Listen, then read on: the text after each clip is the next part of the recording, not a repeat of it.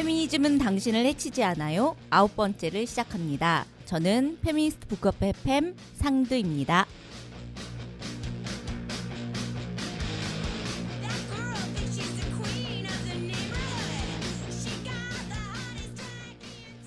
네, 안녕하세요. 페미니즘은 당신을 해치지 않아요. 지아입니다. 반갑습니다. 저희가 지금 그 페미니즘은 당신을 해치지 않아요 9화를 녹음하고 있고 오늘은 3월 24일인데요. 어제인 3월 23일은 세계 기상의 날이었다고 합니다. 혹시 상드님 세계 기상의 날을 들어보신 적이 있나요? 처음입니다. 네, 저도 처음 들었어요. 아니, 이거 찾아오신 거예요? 네. 일부러? 아니 제가 이제 오프닝 멘트를 뭘로 할까 막 고민을 하다가 뭐 기후 위기 뭐 이런 걸로 검색을 했더니 이 세계 기상의 날이라는 게 뜨더라고요. 그래서 이건 뭐지 이러고 이제 막 검색을 해봤어요. 근데 이제 세계 기상의 날이라는 거는 그 세계 기상기구 WMO라는 기구가 있대요. 이제 거기에서 발족을 이제 1950년 3월 23일에 해가지고 이제 3월 23일을 기념하는 날로 잡았는데요. 우리나라는 1956년에 가입을 했다고 하더라고요. 근데 세계 기상기구에서는 해마다 기상기후에 대한 메시지를 전하면서 이제 기후 위기에 대한 경각심과 기상기후 업무의 중요성을 알리는 기회로 삼고 있다고 하는데요.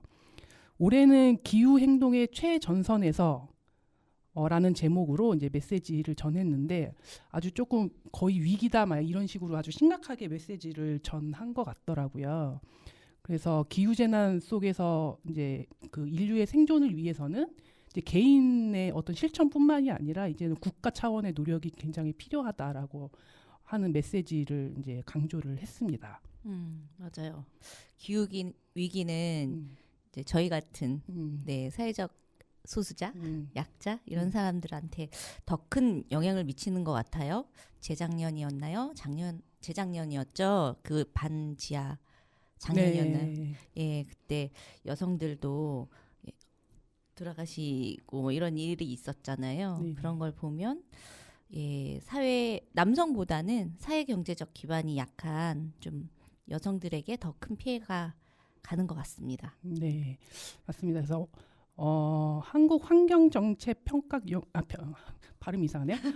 한국환경정책평가연구원이 발간한 2020 폭염 영향 보고서를 보면은 2018년을 기준으로 이제 통계를 냈을 때 그 저소득층 온열 질환자가 고소득층보다 3배가 많았다고 하고요. 그다음에 WHO에서는 자연재해에서 여성과 어린이의 사망자가 남성의 14배에 더 달한다라는 연구 결과를 내놓기도 했습니다. 아, 네, 뭐 당연한 그 저소득층의 온열 질환 환자가 3배가 더 많다라고 하는 건 당연한 것 같아요. 네, 그래서 저희가 오늘은 좀 뭐 기후 위기 뭐 이런 것에 대한 이야기도 좀 나누게 될 것 같은데요. 초대 손님 모시기 전에 음악 하나 듣고 가도록 하겠습니다. 운율이라는 가수의 아델리라는 제목의 노래인데요. 그 남극의 아델리 펭귄 있잖아요. 네. 그 아델리 펭귄의 어떤 위기들을 이제 가사를 통해서 뭐 기후 위기에 대한 내용을 담고 있는 음악입니다. 한국 분이신 거죠? 네, 한국 사람입니다. 멋있다, 네. 운율. 네. 그래서 이 노래를 듣고 오도록 하겠습니다. 네. 이상하게도 계속 비가 왔어. 빙하는 녹아내리고 빙산도 무너졌지. 그날 바다로 간 친구들은 결국 돌아오지 못했어. 네가 에어컨 밑에서 콜라를 마시던 날에 일어난 일이지. 우리 다리가 좀 더 길었다면,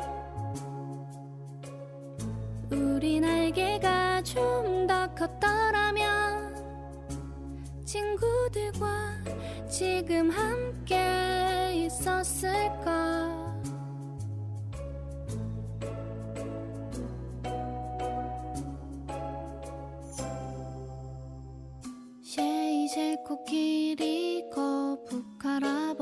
것처럼 네가 마시던 콜라병에 북극곰 친구처럼 나도 우리도 어쩌면 곧 영영 사라질지 몰라. 너도 나도 우리 모두 살아있는 건 연결돼 있단 걸 기억해. 기억해.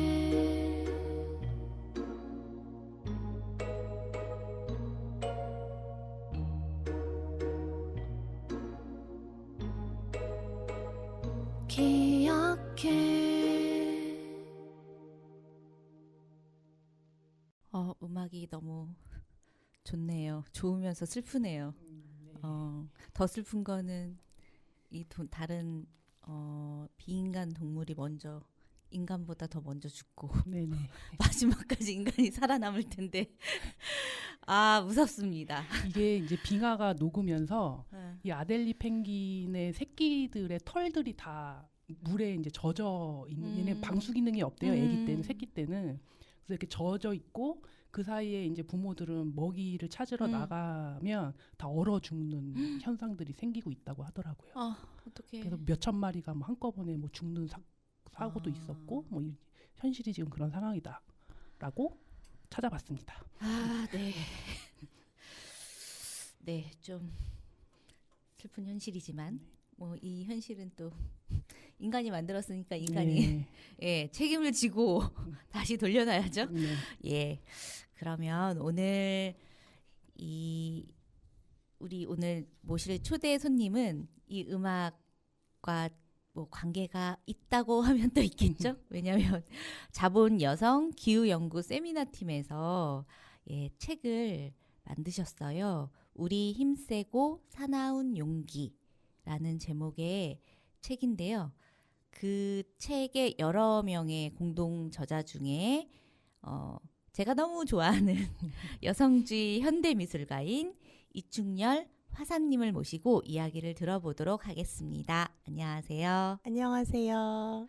자기소개를 직접 해주시죠. 네, 여성주의 현대미술가 화사로 활동하고 있는 이충렬입니다. 화사는 그 걸그룹의 맘마무가 있잖아요. 네네. 하지만 제가 훨씬 전에 20세기부터 저희가 화사였기 때문에 원조 화사입니다. 원조 화사를 오늘 만났군요. 네. 억울하시겠어요.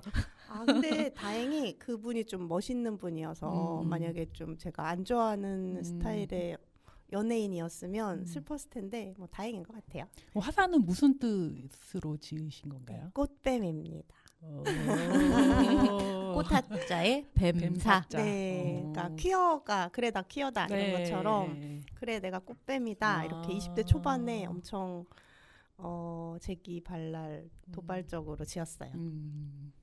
20대 초반부터 그럼 화사라는 이름을 쭉 쓰셨어요? 네. 진짜 오래됐네요. 네.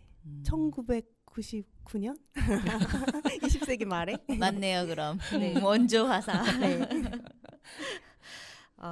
그 여성주의 현대미술가라고 소개하시잖아요.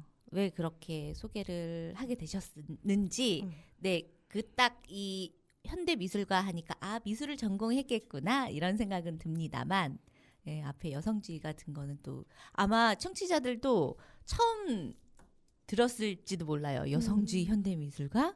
여성주의 현대미술이 있나? 이렇게 생각하실 것 같아서요. 한번 설명 좀 해주시겠어요?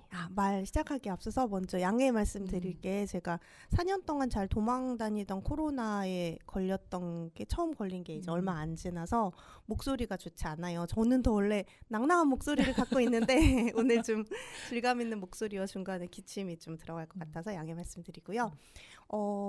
저는 이제 미술을 되게 늦게 시작했는데 전공을 다른 것들을 하다가 20대 중후반에 현대미술을 전공하게 됐는데 그때 이미 저의 정체성은 페미니스트였던 거예요. 그런데 페미니스트로서 미술을 접하고 공부하고 작업하면서 아, 미술이라는 게 서양 백인 권력자 중심의 시선이구나라는 거를 이제 처음 알게 됐던 것 같아요. 그러면서 학교 안에서 그리고 주변 동료들하고 소통하기 어려운 부분들이 되게 많았고, 그리고 또 반대로 미술을 전공하지 않는 사람들 중에 페미니스트라고 하는 사람들이 가부장제 남성 시선을 그대로 내면화하면서 미술에 대한 신화를 그대로 갖고 있는 거예요. 그래서 페미니스트 친구들과 현대미술을 하는 친구들과 함께 소통하고 싶다는 열망이 되게 컸고, 그래서 이제 페미니스트로서 미술을 한다는 거에 대한 고민과 공부를 하다가 결정적인 계기는 2018년에 그 서울시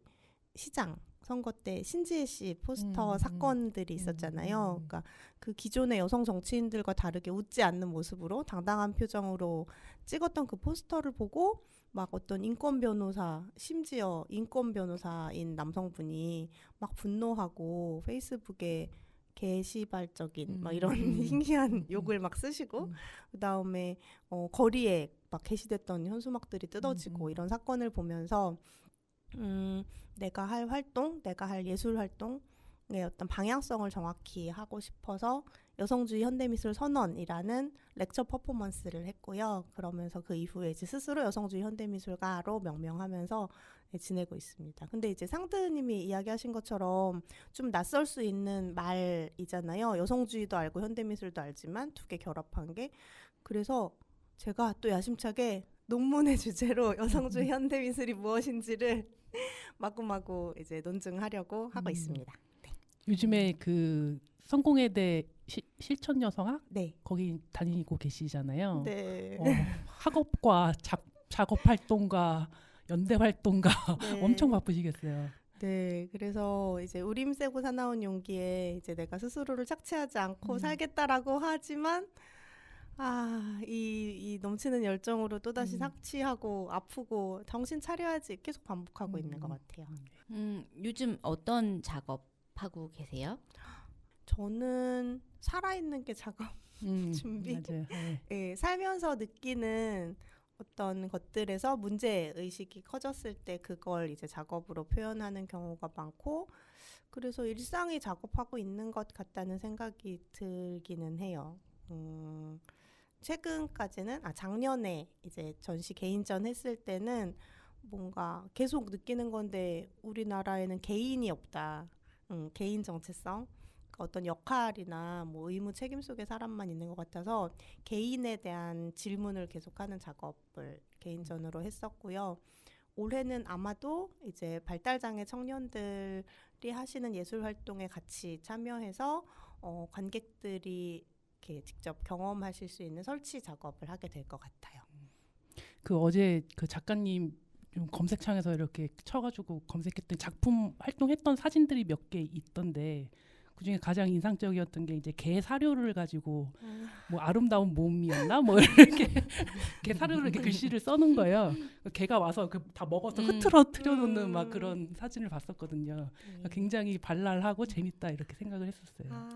감사합니다. 거기 등장했던 이제 아이들은 지금 멍멍별에 떠나고 없는데요. 작가님의 네, 그 함께 강아지들이었었거든요. 네, 에키와 라라인데 2017년에 페미니즘 카페 두잉에서 개인전을 했을 때 그때 전시 제목이 오직 아름다울 것이었어요. 그러니까 외모지상주의에 대한 이제 비판을 담은 작업이었는데 이렇게 여성들에게 아직도 무슨 정원 명령처럼 어때야 할 것들이 있잖아요. 그 말들을 되게 정성껏 이렇게 설치한 다음에 흐트러뜨리는 거를 이렇게 반복한 걸 이제 기록한 작업이었는데, 그 중에 오직 아름다울 것을 이렇게 사료로 쓰고 그런 말들이 얼마나 개소리 같은 건지 멍멍이들이 먹어치우는 네, 그런 장면을 보셨던 것 같아요.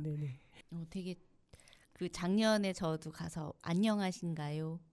안녕. 당신은 누구십니까? 당신 누구십니까? 네. 전혀 다른 제목인데. 죄송해요. 전혀 다른 걸 얘기했네.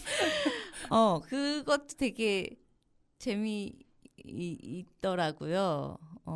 각자 이렇게 자기가 쓰기도 하고 이렇게 뭐 미로처럼 들어가가지고 예 아니요 뭐 이렇게 가기도 하고, 그렇게 이제 주로 참여형으로 하시는 거죠. 네네. 네. 맨 처음부터 그런 작업을 했던 건 아닌데 저도 그림을 그려서 뭔가 내면의 이야기를 막 표현하고 싶고 감정을 막 분출하고 싶고 그렇게 시작을 했는데 점점 이게 이제 저만의 문제가 아니고 사회 구조적인 문제고 여성들과 소수자의 문제라는 걸 알게 되면서 결국은 무슨 이렇게 막 천재적인 작가가 멋있는 거 한 걸 구경하는 게 그게 무슨 의미가 있을까. 결국 관객들이 체험하고 좀 더 생각하고 다르게 어떤 이 세상의 균열 같은 거를 보고 느낄 수 있게 하는 게 진짜 필요한 현대 예술이 아닐까 해서 점점 작업을 하다 보니까 관객 참여 작업으로 하게 되더라고요. 그래서 더 호응이 많을 것 같아요. 그죠? 네네네. 뭐 지금 그러면 앞으로 또 전시 계획 혹시 있으신가요? 올해는 계획이 있지는 않고 네. 아까 말씀드린 그 사부작이라는 성미산 마을의 발달장애 청년들과 함께 이제 공동체를 어떻게 우리가 잘 살아갈 건가를 계속 고민하시는 분들과 함께 공연을 하게 될 것 같고 그때 이제 관객분들도 공연을 그냥 보고 가는 게 아니라 그 공간이 공연장이자 설치미술의 무대이기도 해서 관객들이 체험하시게 하는 그 작업을 올해는 할 것 같고 제일 중요한 건 이제 논문을 그렇죠. 네, 논문을 써야 됩니다. 네. 그럼 본격적으로 책에 대한 이야기를 좀 해볼까 봐요. 네. 네. 그 책 표지가 되게 이뻐요. 예, 색깔의 표지거든요. 아직 이거 청취자분들은 못 보셔가지고 저만 볼 수 있는데 우리만 볼 수 있는데 예, 우리 힘세고 사나운 용기라고 한번 인터넷으로 검색을 해보시면 까만색 바탕에 분홍색, 파랑색, 초록색, 뭐 보라색 여러 가지 색이 나는 그런 표지가 있습니다. 디자인 혹시 선생님이 하셨을까요? 이런 질문을 받으면 난감하지만 제가 하진 않았지만 함께 이제 고른 디자인이고요. 이게 우리가 맨날 인터넷으로 이미지를 보니까 전달 안 되는 게 너무 많잖아요. 그 중에 하나가 이 빛의 효과인데 이 우리 힘세고 사나운 용기에 이 여러 색으로 이렇게 사선으로 뭔가 그러니까 V자, 넓은 V자 같은 것들이 있는데 그게 홀로그램 코팅이 돼서 이렇게 움직이면 빛에 따라서 되게 예쁘게 반응을 합니다. 그 뭐 의미가 있을까요? 그러니까 디자인에서 그쵸, 저희가 막 의미를 담아서 한 디자인들 후보가 있었는데 네. 그러니까 이제 기후위기에 관련된 막 이미지를 하다가 이건 너무 많다, 식상하다. 그래서 뭔가 우리의 힘을 보여주는 이 책을 읽고 기후위기 생각하면 절망밖에 없잖아요. 그런데 이 책은 절망하자고 쓴 책이 아니기 때문에 그런 힘과 그다음에 10명의 필자들이 정말 되게 다양한 곳에서 활동하고 계시고 다른 성향을 가지고 계셔서 그런 것들을 표현하는 디자인으로 선택을 했었습니다. 한티제라는 출판사에서 엄청 고심해서 잘 소통해서 함께 만들진 않았지만 선택한 디자인이에요. 그 한티제 얘기 나와서 한티제에서 주로 이제 기후, 환경, 생태 이런 책 내잖아요. 근데 책들 보면은 사실 좀 디자인이 색이 없어. 그래요? 슴슴하죠. 네, 되게 심심한 그런 책들. 간혹 뭐 연두색 하나 이렇게 깔려 있다든가 뭐 이런 식이어서 너무 다른 거예요. 한티제에서 나올 만한 책이 아닌데 표지가 좀 놀라웠어요. 맞아요. 디자인 후보에 그런 것들도 있었는데 우린 더 다른 걸로 하고 싶어요. 이렇게 딱 나왔습니다. 네, 너무 다르네요. 지아님. 그래서 이 책은 아까 말씀드린 자본 여성 기후 연구 세미나에서 기획하고 거기 세미나에 참여하셨던 분들이 이제 저자로 이렇게 들어오신 거잖아요. 이 세미나 팀이 전 되게 궁금하더라고요. 어떻게 모이게 됐는지, 어떤 주제로 어떻게 자본과 여성과 기후를 연결해서 어떤 책들로 또 공부를 했는지 뭐 이런 것들 좀 설명을 해주실까요? 이러면 이제 또 우리 창시자인 희음님을 얘기를 해야 되는데요. 저는 희음님을 개인적으로 몰랐었는데. 예전에 제가 수원에서 이제 성매매 여성들의 집결지가 그렇죠. 그분들의 인권과 상관없이 그냥 도시개발의 일환으로 막 폐쇄되고 이랬을 때 전시에 참여한 적이 있었는데 제 전시를 다녀오셔서 희음님이 인스타에 믿고 보는 충렬 작가 뭐 이렇게 뭔가 써주신 거예요. 그 전시 말고 그 전시를 보신 후에 다른 전시에다였나? 그래서 아니 이렇게 안목이 뛰어난 분이 누구지? 그러면서 이제 팔로우를 하고 있었는데 그분께서 자본 여성 기후 세미나를 하신다고 하시더라고요. 근데 책을 자본론을 읽는다는 거예요. 제가 사실은 첫 번째 졸업한 게 학부에서 경제를 전공했는데 그냥 정말 초반에 주류 경제에 너무 동의할 수 없고 막 마르크스는 여성의 노동은 끼지도 않고 구려 이러면서 안 봤단 말이에요. 근데 이제 점점 살면서 이게 내가 무시한다고 무시할 수 있는 게 아닌 거죠. 온갖 운동들의 근거를 막 마르크스에서 들고 그래서 아 게을른 내가 혼자 절대 못 읽을 거 여기 껴가지고 읽어야 되겠다. 그렇게 시작을 했고 보니까 다른 참여자들은 희음님이 엄청난 문어발 아니 뭐죠? 뭐 아무튼 되게 넓은 발로 맞아요. 이렇게 착 해가지고 쇽.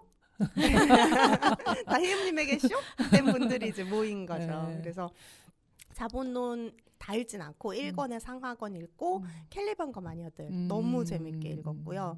그 다음에 아스팔트를 뚫고 피어난 꽃이라고 이제 기후위기가 사실은 그냥 단지 환경 오염이 아니라 전 지구적인 문제고 소수자들을 다 배제하고 그다음에 여성과 제3세계를 착취하고 동물들을 다 이렇게 착취해서 일어난 폭력의 문제다 이런 게 써있는 책도 읽고 우리가 구할 수 있는 것이라는 책도 되게 울면서 읽었어요. 우리가 구할 수 있는 모든 것은 활동가들이 실제로 이제 기후위기를 막기 위해서 온몸을 던지는 활동가분들이 되게 여러분이 참여해서 쓰신 책인데 그거 읽으면서 막 줄줄이 울었던 기억이 있습니다. 그래서 책은 그렇게 4권을 읽고 나서 이제 글을 쓰게 됐죠. 원래 세미나 시작할 땐 글 쓰는 게 없었는데 중간에 또 희음님께서 아르떼에서 사업을 따오셔가지고 글을 쓰게 되었어요. 보니까 책 중간중간 그 10분이 쓰셨잖아요. 그 사이사이 중간에 사이시 아마 사이에 들어가는 시라서 사이시라고 짓지 않았을까 이렇게 생각이 들던데 사이시가 좋더라고요. 그렇죠. 예, 이 중간중간에 이렇게 시를 넣자고 한 분도 혹시 희음님이십니까? 좀 함께 얘기됐던 것 같은데요. 희임님이 시인이시고 네. 그리고 또 다른 분들도 시를 쓰시는 분들이 같이 계셨어서 근데 아마도 시작은 맨 처음에 있는 시 같은 경우에 되게 인상적인 게 저희가 참여를 못한 분들을 위해서 녹음을 계속 했었어요, 모임에. 근데 지원님이 참여하지 못하신 날이었는지 했었음에도 불구하고인지 녹취를 들으시고 이렇게 단어들을 조합해서 시처럼 쓰신 거예요. 근데 그게 너무 좋았던 거죠. 그러면서 우리가 사이사이에 좀 각자 시를 자신의 주 언어로 삼으시는 분들이 계시니까 시를 넣어보자 그렇게 이야기가 됐고 또 그 전에 우리가 구할 수 있는 모든 것이라는 책에도 그 되게 여러분의 필자들이 쓰셨는데 중간에 시로 쓰신 분들도 있어서 되게 시가 전해줄 수 있는 게 많구나 그렇게 이야기를 했다가 거기에서 힌트를 받은 것도 있는 것 같아요. 우리가 구할 수 있는 모든 것이 나름북스에서 나온 그 책 예, 좀 말씀하시는 거예요. 네. 맞아요. 되게 좋아요. 네네네. 카페에서 막 질질 울었어요. 저도 캠핑장 갈 때 그거 한 권 딱 들고 가가지고 시간 날 때마다 읽고 그랬었어요. 반갑습니다. 함께 10분이 작업을 하셨고 이 사람의 속도가 다 다르고 예, 이걸 다 취합해서 한 권의 책으로 딱 낸다는 게 쉽지 않은 일이잖아요. 그리고 이제 여럿이 같이 일을 한다는 것도 쉬운 일이 아니었을 텐데 그렇게 작업을 같이 하시면서 혹시 뭐 좋았던 일 있을 거고 또 반대로 조금 힘들었던 거, 어려웠던 점 이런 것도 있었을 것 같은데 혹시 그런 게 있으면 좀 말씀해 주세요. 이거를 글을 직접 썼던 시기는 이제 저희가 세미나는 2022년 10월에 시작해서 2023년 2월까지 그렇게 4개월 동안 매주 4개월 동안 4권을 읽었네요. 어쨌든 이렇게 하고 나서 이제 봄부터 여름까지 쓴 거였는데 2023년이 2023년 맞나요? 네, 작년에? 23년 2월. 네. 너무 옛날같이 느껴지지 갑자기 연도를. 네, 제가 적어 왔어요. 22년 10월부터 23년 네. 2월까지가 맞습니다. 저 너무 많은 일을 하면 살았나 봐요. 또 너무 옛날처럼 아득하게 느껴졌어요. 저는 이제 이미 입학도 한 상태였고, 예, 그리고 이때만 해도 일이 많고 막 그런 정신없는 와중에 글을 써야 됐는데 말씀하신 것처럼 다 처해 있는 상황도 다르고 속도도 되게 다른데 매주 글을 써와서 합평을 한다는 게 이제 쉬운 일은 아니었던 것 같아요. 근데 저는 합평이라는 과정도 처음 경험해 봤었거든요. 그러니까 여태까지 저도 이제 참여하면 글을 내면 뭐 편집장님께서 조금 의견 주시거나 뭐 그러면 끝이었는데 이거를 그러니까 글을 쓰는 걸 본업으로 하시는 분들이 있고 그다음 이 모임과 이 책에 대한 글에 대한 주제에 대한 애정이 있다 보니까 글을 몇 번을 읽어오셔서 막 좋은 문장, 보석 같은 문장을 막 찾아와서 막 엄청나게 찬사를 막 해주시고 그런 다음에 이제 의견을 주시는 거예요. 근데 그게 저는 되게 처음부터 좋다기보다 낯설었어요. 나는 막 바빠 죽겠는데 빨리 의견 이렇게 주고받고 막 진도가 나갔으면 좋겠는데 좋은 걸 얘기하는데 되게 많은 시간과 에너지를 할애하시는 거예요. 근데 그게 계속 쌓이다 보니까 진짜 마음이 생기는 거죠. 저는 또 제가 다녔던 그 예술학교는 8시간 내내 막 크리틱하는 거가 이제 주였어서 뭔가 논리적 허점을 발견하거나 아쉬운 걸 주로 막 얘기하는 그런 거였다면 이 기후 여성 자본 순서가 바뀌었네. 자본 여성 기후 연구 세미나에서는 이 글이 얼마나 소중한지 어떤 문장이 어떻게 좋은지를 마구마구 얘기하는 합평을 하게 되니까 저도 제 글에 대해서 더 애정이 생기기도 하고 다른 분들의 글을 읽을 때도 이렇게 뭔가 논리적으로 읽는 것보다 어떤 마음이었을까를 더 보며 읽게 되고 그 과정이 되게 좋았던 것 같아요. 낯설었지만 되게 좋았어요.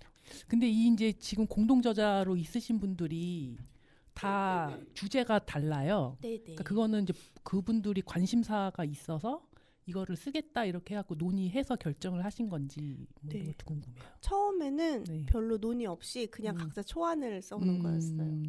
네. 근데 지금 이제 서 있는 곳이 다르잖아요. 뭐 장애인 지원을 하시는 분도 계시고, 그러니까 장애 운동을 하시는 분도 계시고, 뭐 교사로 계신 분도 계시고, 그 다음에 미디어 활동하시는 미디어 활동하시는 분도 계시고, 그리고 열심히 녹색당에서 운동하시는 분 다 다르기 때문에 커다랗게 자본 여성 기후라는 주제 안에서 본인이 이제 우리가 함께 읽은 책들을 기반으로 했을 때 무슨 얘기를 하고 싶은지를 각자 써와서 이런 얘기를 할 수 있구나 이런 생각을 하고 있구나 뭐 이렇게 처음 얘기가 됐는데 근데 이게 다 되게 다양해서 사실은 고민이 있었어요. 이렇게 다 제각각이어도 되나 이걸 한 권으로 묶을 수 있나. 근데 순서를 구성하면서 뭔가 우리들의 이야기가 현재에 대한 고민뿐만 아니라 그래서 미래를 어떻게 설계할 수 있을지 어떤 실천들을 할 수 있을지까지 나아가게 배치할 수 있겠다. 이게 나와서 그냥 각자 하고 싶은 얘기를 하는 것으로 톤을 막 맞추거나 뭐 주제를 더 좁히지 않고 하는 것으로 된 것 같아요. 네. 다양해서 오히려 더 좋았던 것 같아요. 예상되지 않고. 맞아요. 이분들은 이 고민을 하고 있고 이 사람은 이런 고민을 하고 있구나 이런 거를 이제 알 수 있게 돼서 좋았던 것 같습니다. 그 얘기 많이 해주시더라고요. 순서를 되게 잘 짠 것 같아요. 순서를 은수님하고 희음님이 되게 열심히 고심해서 순서를 짜서 이렇게 세 단락로 만들고 그다음 그 안에 순서도 조정하고 그래서 저희 묶인 팀 안에서 줌으로 또 계속 그러니까 다 같이 하는 합평이 있었고 팀을 나눠서 온라인으로 하는 합평도 있었고 합평을 꽤 많이 했던 것 같아요.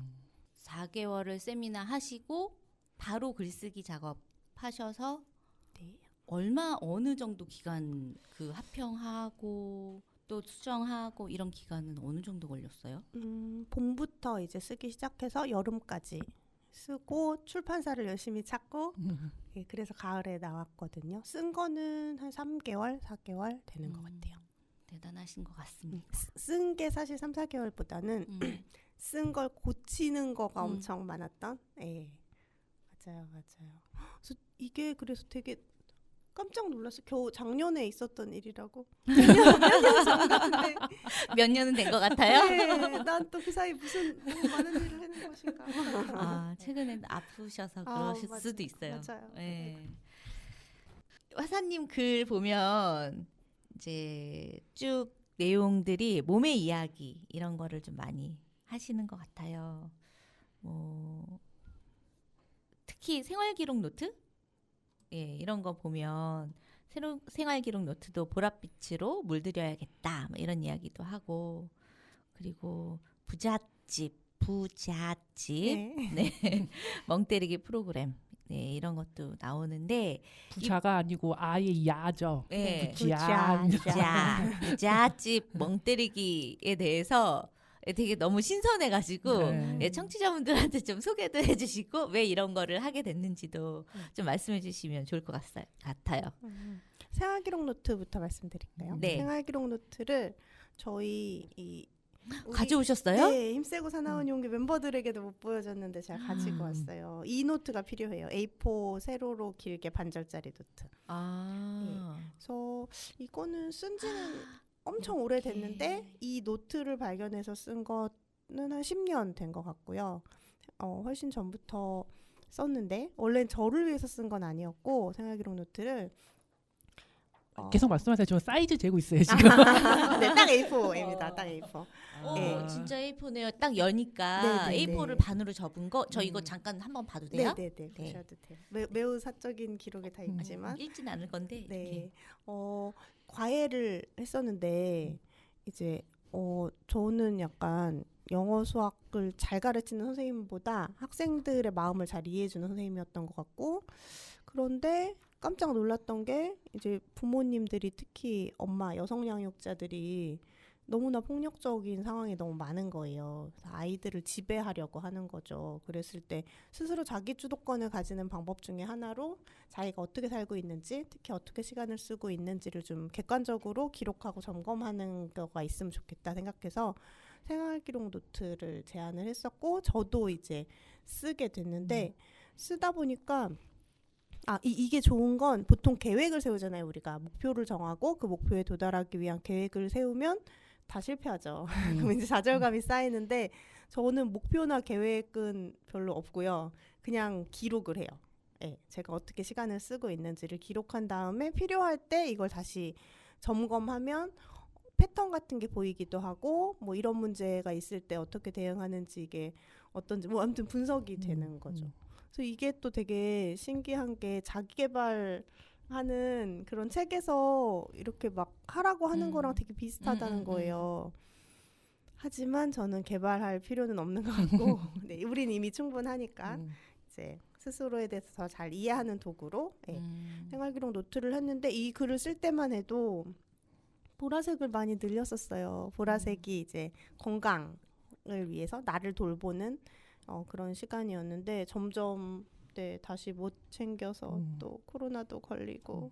네, 그러니까 슬쩍 보니까 막 저 초록색이 되게 많은. 초록색 학교 인풋의 시간. 다른 게 없어요. 초록색만 있어 막. 맞아요. 근데 아직 책을 안 보신 분들을 위해서 조금 추가 설명을 드리면, 딱 A4 사이즈를 반으로 접으면은 이제 노트처럼 페이지 수가 되잖아요. 한 페이지, 두 페이지. 이제 고기 그 한 면을 이제 8열? 네, 네, 8열로 이렇게 잘라서 이제 하루마다 스케줄을 뭘 했는지를 적는 거예요. 근데 여기에 이제 만약에 내가 뭐 연대 활동을 했다 그러면 자주색, 뭐 공부를 하거나 인풋을 하는 시간을 가졌다 그러면 초록색, 그다음에 임금 노동을 위해서 사용을 했다 그러면 파란색, 몸과 마음을 돌보는 시간이다 그러면 보라색, 그다음에 이제 시민으로서의 행동하는 시간을 가졌다 그러면 노란색, 비워두는 거는 이제 약간 쉬는 거, 뭐 살기 위한 생존을 위한 거, 자고 예, 먹고 뭐. 예. 그래서 이렇게 노트에 지금 색깔별로 이렇게 보라색, 파란색 이렇게 칠해져 있어요. 그래서 어느 날은 인풋으로만 이렇게 칠해져 있고 어느 날은 좀 쉬는 날이 좀 많은 것 같고, 이렇게 한눈에 딱 볼 수 있게 아주 좋은 노트인 것 같아요. 네. 저도 한번 따라 해보려고요. 그렇죠. 다들 이제 이게 되게 좋아 보인다고 하는데 네. 하는 거 자체가 어렵다고 네. 하시더라고요. 것 같아요. 네, 그러니까 이게 되게 습관을 만드는 게 어려워서 저도 이제 책상에 있으면 내내 펴놓고서 바로바로 바로바로 해서 뭐 할 뭐 때마다 이렇게 예, 적어놓으시고. 예. 그래서 중간에 뭐 논문 읽다가 막 어묵탕 먹기 15분 막 이렇게 다 바로바로 이렇게 책상을 뜰 때마다 표시하고 아. 예, 그렇게 하고 있어요. 근데 저 사실은 이 생활 기록 노트 요 얘기 딱 나왔을 때 한눈으로 본다 참 좋긴 하겠. 이거 이제 저는 실제로 이 노트를 보기 전이잖아요. 책만 봤을 때니까 아 좋기는 하겠는데 이것에 또 내가 이거를 하고 있구나 분석하고 막 이러면서 나를 또 막 체근하고 이렇게 되지 않나? 이런 생각이 들더라고요. 그래서 아닌가요? 아니 맞아요. 이것도 사람의 성격에 따라 다를까요? 근데 개인 성향보다는 우리가 워낙 교육받은 것들이 강력하기 때문에 이제 자기한테서 문제점을 발견해서 더 나아져야 된다. 막 성장 최고주의가 있기 때문에 그렇게 되기 쉬운데 저도 그래서 처음에는 자꾸 저를 이렇게 평가하는 거예요. 아, 내 이날 너무 많이 잠을 자가지고 못했구나. 뭐 이렇게 평가하는 쪽이었다면 지금은 의식적으로 이제 이거 쓴 지 거의 20년 넘었으니까. 와, 오래됐네요. 네, 그러니까 계속 쓰지 않고 중간에 멈춘 기간도 뭐 있고 그렇긴 한데 최근에 한 10년 정도는 안 멈추고 계속 쓴 것 같아요. 근데 그렇게 했더니 내가 막 원해서 아픈 것도 아니고 그 다음에 어떤 상황 같은 게 내가 계획대로 다 되지도 않고 그런 것들을 또 알게 되는 거예요. 그러니까 오히려 저를 통제하지 않게 되는 게 있는 것 같더라고요. 그냥 기록할 뿐. 나를 컨트롤하려고 하지 않을 수 있게 되는 근거가 되기도 하는. 왜냐면은 이 기록들이 내가 아프거나 혹은 외부 상황이 생기거나 이런 것들이 내 뜻대로 안 된다는 것의 증거물이기도 하거든요. 네. 그래서 객관화하는 거에 상황들에 대해서 객관화하는데 도움이 많이 됐던 것 같아요. 근데 보면은 이게 색깔을 칠하는데 예를 들면은 노란색은 왜 노란색을 선택했는지 알 것 같아요. 그러니까 뭐 약간 세월호 뭐 이런 것 때문에 뭐 시민으로서의 행동을 하는 시간.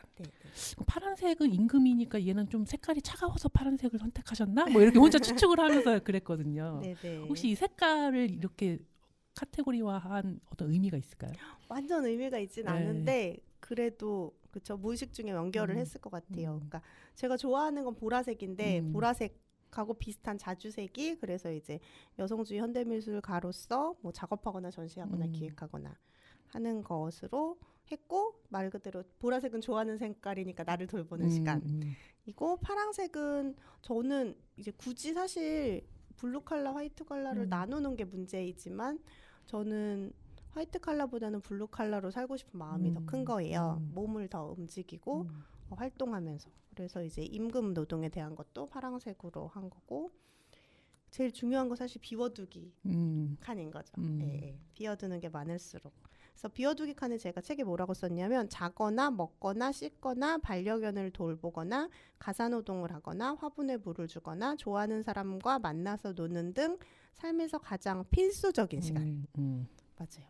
근데 이게 필수적인 시간이라서 네. 하기 싫어도 해야 되는 시간이잖아요. 하기 싫으면 안 해요. 아 그래요? 그래서 제가 생활기록 노트가 완전 엄격한 게 아니라 아예 언제 일어났는지를 안 쓴 시간도 있어요. 그러니까 완벽하려고 하면 안 되는 거죠. 그냥 할 수 있는 한 최대한 하고 그 빈칸도 그러니까 색칠을 안 했을 뿐 내용이 있기도 한데 아예 빈칸에 아무것도 안 쓴 때들도 있거든요. 근데 이거는 그냥 버리는 시간이 아니라 나에게 필요했던 시간이다라는 거죠. 네, 그럼 이 노트 얘기를 되게 긴 시간 했는데 이 부잣집 멍 때리기를 왜 하게 되었나 이제 아마 책을 읽어보시면 그 연관을 알게 되실 텐데 너무 자세하게 우리가 들어가나요? 책 내용을? 아니에요, 네, 좋습니다. 네, 말씀해 주세요. 멍타임은 이제 뭐 막 유행하기도 하잖아요. 뭐 물멍, 불멍. 근데 유행이지만 하기 어려운 거인 것 같아요. 한국 사회에 살면은. 멍대회 같은 것도 예전에 했던 것 같아요. 그렇죠? 서울 광장에서 했는데 어린이가 탔다고 막 그때는 무슨 뇌파까지 측정해서 진짜 멍인지 아닌지를 막 했대요. 근데 그게 너무 흥미로웠어요. 사실 그때 되게 그러니까 너무 이중적인 거죠. 멍하고 있는 시간이 필요한데 음. 그거를 못하니까 대회까지 하는데 그것도 진짜인지를 판가름하기 위해서 막 뇌파를 검사하는 이게 이 한국은 이게 대체 뭔가 너무 기이한 막 이런 상황들 보면서 인상적이었는데 마저 생각해 보니까 저는 멍 때리는 시간이 없는 거예요. 사실 저는 약간 알코올릭이기도 한데 왜냐하면 평소에 너무 두뇌를 가동하고 있어서 술을 먹어야 그나마 조금 생각을 놓는 것 같은 하지만 술을 먹어도 뇌가 팽팽 돌아가는 막 이런 상황에서 어떻게 하면 정말 시간을 버릴 수 있을까? 쓸모없이 보낼 수 있을까? 왜 상단님 표정이 왜요? 아니. 예. 아니에요. 아, 왜 예, 표정이 예. 어땠는데? 못 봤어. 그래서 이해 아니, 못하겠다는 표정이었나요? 아니 그게 아니라 막 쓸 수 있는데 우리는 막 쓰지를 못해가지고 그런 거 아닌가 이런 생각이 들었어요. 잠깐. 저는 이제 어쨌든 21살, 20살 정도부터 경제적 독립을 하느라고 계속 일하고 그 다음에 학교 되게 오래 다니고 학교를 막 4번째 이제 입학을 한 거잖아요. 막 그리고 계속 일을 벌리고 작업을 하고 그랬던 사람이어서 시간을 너무 철저하게 다 통제하고 관리하면서 살았던 것 같은 거예요. 그리고 이제 2021년에는 제가 2022년에는 몸도 되게 안 좋고 마음도 되게 힘든 상태에서도 쉬지 못하는 저를 발견하면서 좀 쉬고 싶다는 생각하고 플러스 또 제가 좀 힘든 상황에 있어서 외롭다는 생각이 되게 들어서 근데 우리가 막 만나거나 이럴 때도 뭔가 용건이 있어야 만나게 되는 경우가 많잖아요. 그래서 아무 용건 없이 그냥 같이 옆에 있어주면서 아무것도 안 하는 비생산적인 시간을 만드는 게 되게 필요하겠다 생각을 했죠. 그래서 이제 저희 집에 또 부자놀이를 하고 있으니까 마당이 있고 벽돌로 쌓은 화로가 있고 그래서 불을 보면서 멍 때리는 시간을 이렇게 제안했고 초대에 응해주신 분들이랑 같이 진짜 1시간 동안 별거 없어요. 불 잘 보이게 저는 의자 배치해놓고 핸드폰은 다른 데 놔요. 그리고 1시간 동안 그냥 불 앞에 앉아서 서로 얘기 안 하고 가만히 있는 거. 그거를 이제 한 달에 한 번 정도씩 계속 했었죠. 근데 그마저도 작년 한 6월에는 그것도 사람 막 모집하고 뭐 막 해야 되는데 저한테 일이 되는 거예요. 휴식을 하려고 했던 건데. 그래서 멍타임을 멈췄어요. 그랬다가 올해 또 올해 초에 또 하기도 하고 네 그랬습니다. 근데 왜 부자집 프로젝트예요? 네. 부자는 지금 제가 그쵸 지금은 부잣집의 늪에 빠져서 도망을 가야 되는 때인데 이제 사실 또 같이 쓴 다른 책이 있어요. 네가 좋은 집에 살면 좋겠어라는 일다에서 이렇게 나온 책에도 쓴 이야기인데 부자놀이를 시작하게 됐던 거는 저도 그리고 저랑 같이 사는 반려인도 되게 가난한 집에 태어나서 뭔가 거주지에 대한 환상 같은 게 없었다가 저희 멍멍이 4마리가 이제 나이가 들고 관절이 막 집에서 크면 안 좋다고 하는 찰나에 어떤 분께서 되게 멋진 한옥집을 내어주시겠다고 제안을 하셔서 그때 처음으로 집이라는 공간에 어떤 삶의 질이 달라질 수 있겠구나 이런 걸 알게 된 거예요. 그래서 집을 막 보러 다녔더니 이런 집이 있구나. 이런 집에 사는 삶은 어떨까 막 이렇게 생각이 든 거죠. 그래서 마당 있는 집을 처음 빌려서 살면서 우리 부자가 아닌데 막 월세를 어마어마하게 내고 부자처럼 놀고 있는 거를 했어요. 그때만 해도 부자가 아니라 부자였어요. 부자. 근데 이제 지금 집으로 오면서 막 보일러가 고장나고 막 시설이 안 좋은데 돈 얼마 아끼려고 막 발발발 하면서 집주인이 막 되게 인색하게 하는 걸 보면서 되게 부자로 사는 것에 대한 회의가 막 느껴지는 거예요. 그러니까 저렇게 해야 부자가 되는 건가? 그래서 그냥 기존에 많이 소유한 부자 말고 많이 나눌 수 있어야 진짜 부자지. 그러면서 대안적인 개념으로 부자라는 말을 만들고 부자 되기 뭐 이런 전시도 집에서 하고 막 그러면서 부자 시리즈 작업들을 좀 했었어요.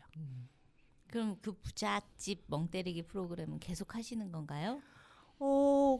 근데 이 집에 사는 동안은 또 한두 번 더 할 수 있을 것도 같은데 멍 때리기 그러니까 멍타임의 중요한 점은 일이 되면 안 돼요.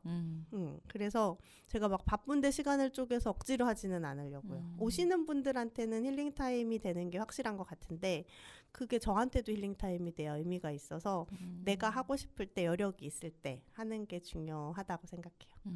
아니 들으시는 분들이 아 나도 가고 싶다 이런 생각이 들 수도 있을 것 같아서 혹시 광고 같은 걸 하시나 홍보하시나 오시면 나중에 하게 되면은 여기 프로그램에서 네, 소개해드릴 수 있어요. 홍보해 예. 오시면 다 되게 좋아하시더라고요. 그래서 약간 이렇게 단골처럼도 막 생기시고 그랬는데 근데 중요한 건 접니다.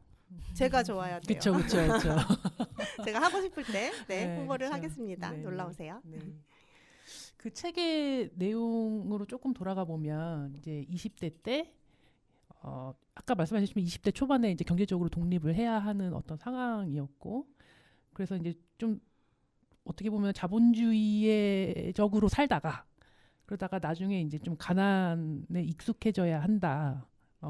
익숙해져야 했다라면서 이제 2천만 원이 넘는 반려견들의 병원비를 이제 감당해야 하는 뭐 그런 또 시기도 있었어요. 근데 그때 그 시기에 다시 예전에 20대 초반에 어떤 자본주의에 순응하면서 살았던 삶으로 돌아가고 싶었던 생각, 돌아갈 수밖에 없다라든가 아니면 잠깐 갔다 올까라든가 뭐 이렇게 생각한 적은 없으셨는지. 당연히 있죠. 네. 당연히 있습니다. 그러니까 20대 초반에 이 알바 저 알바 하다가 운 좋게 하게 된 과외에서 제가 엄청 소질이 있다는 걸 알게 돼서 이제 과외 선생님으로 나름 잘 나갔던 거예요.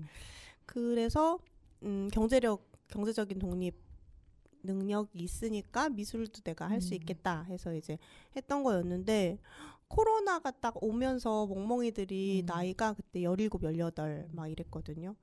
그러니까 네 마리 중에 두 아이가 아픈데 정말 병원비가 2천만 원이 넘게 들었어요. 너무 그러니까 정말로 동물을 사랑하면 이만큼의 대가를 치러야 되는 것인가?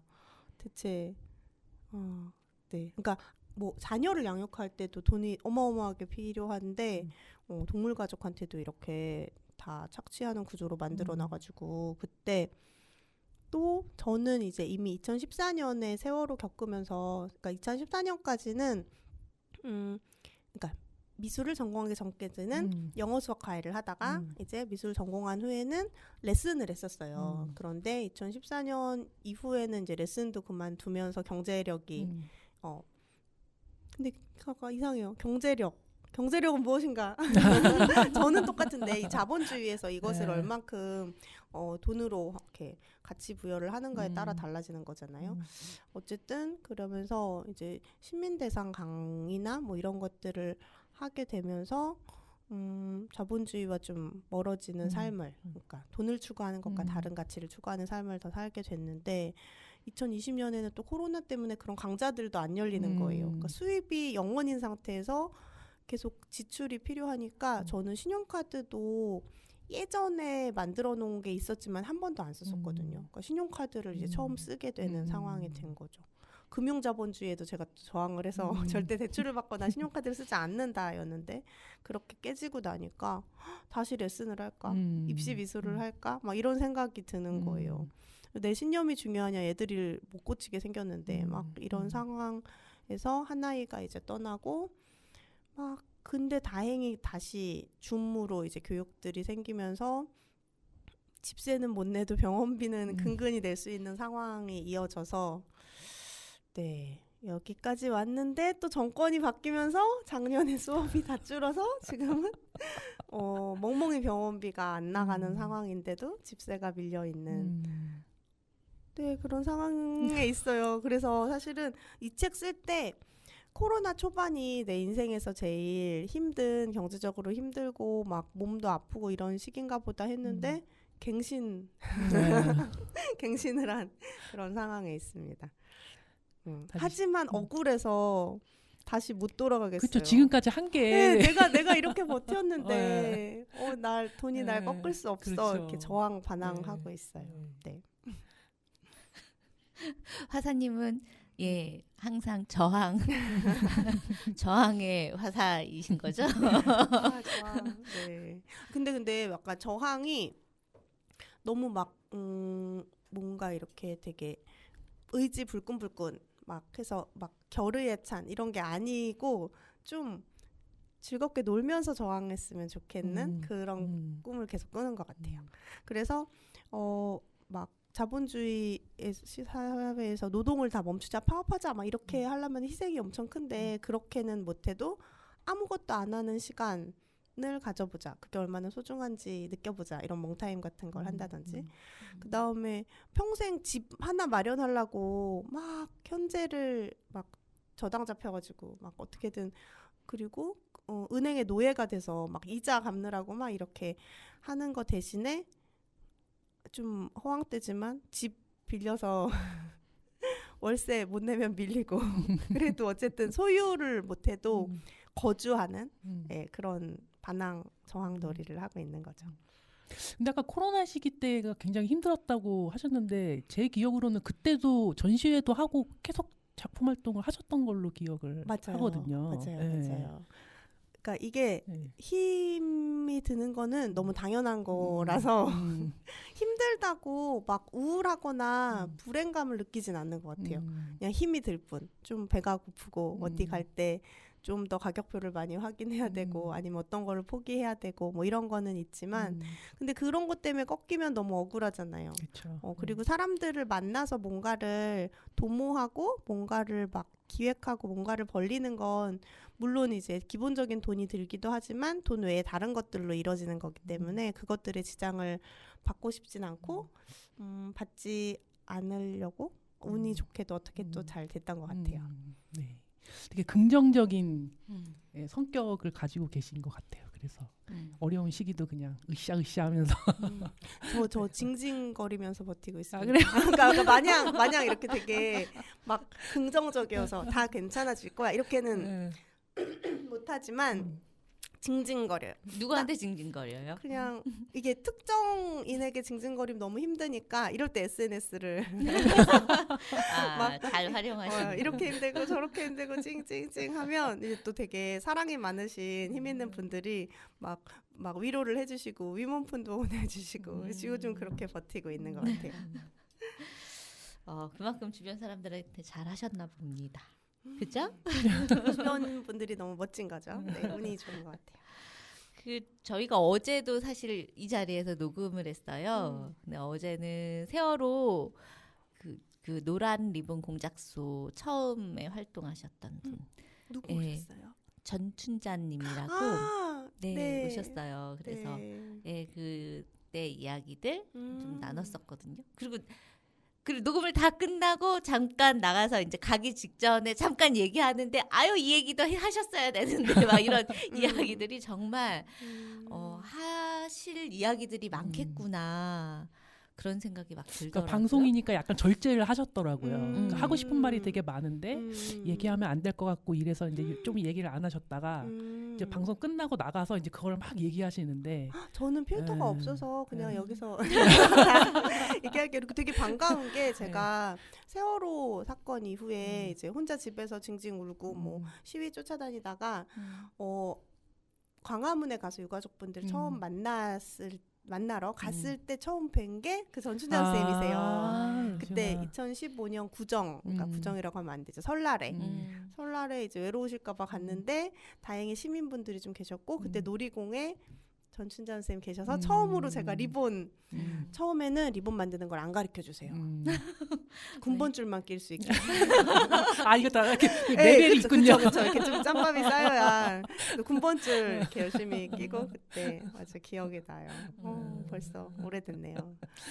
그 선생님도 보니까 그 세월호의 그 참사가 굉장히 개인적으로도 충격이었고 그러면서 그 긴 시간 5년 몇 개월을 그 공작소 하는데 매일 가셨다 하더라고요. 맞아요. 그러실 수 있었다 뭐 이런 얘기를 하셔서 근데 화사님도 그런 세월호를 계기로 그 적응의 힘을 자본주의 규범의 저항으로 전환하게 됐다 뭐 이런 얘기가 있어서 그게 조금 궁금하더라고요. 그때 어떠셨었는지 뭐 이런 게 좀 이제 조금 있으면 4월이기도 하고 그래서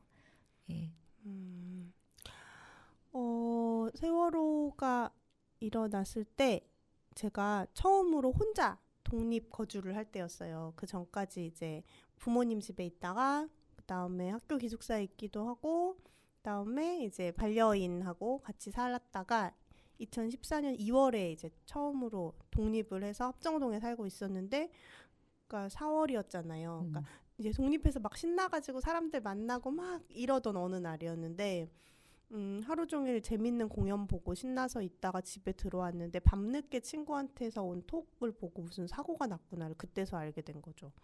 그리고 밤새 막 기사들 검색하면서 너무 미안했고 그리고 저 어렸을 때 이제 물에 빠져는 사고가 있었는데 아빠가 옆에서 그러니까 아기가 이제 막 아마 깊은 물도 아니었을 텐데 막 발이 안 닿으니까 무서워서 막 이러고 있을 때 아빠가 뿅 건져준 기억이 있는데 그럼에도 불구하고 제가 물에 트라우마가 있어서 수영도 잘 못하거든요. 근데 이제 세월호 때를 상상하면 그 수많은 학생들이 또 많았잖아요.